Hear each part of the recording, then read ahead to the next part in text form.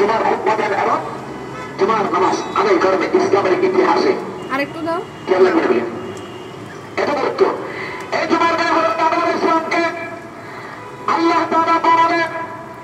আদম ইসলামকে যে মাটি দিয়ে বানালেন সে মাটি একত্রিত করলেন আদম ইসলামকে যে দিলেন সুবহানাল্লাহ এমনে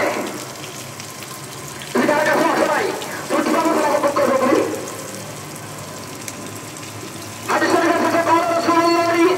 صلى الله عليه وسلم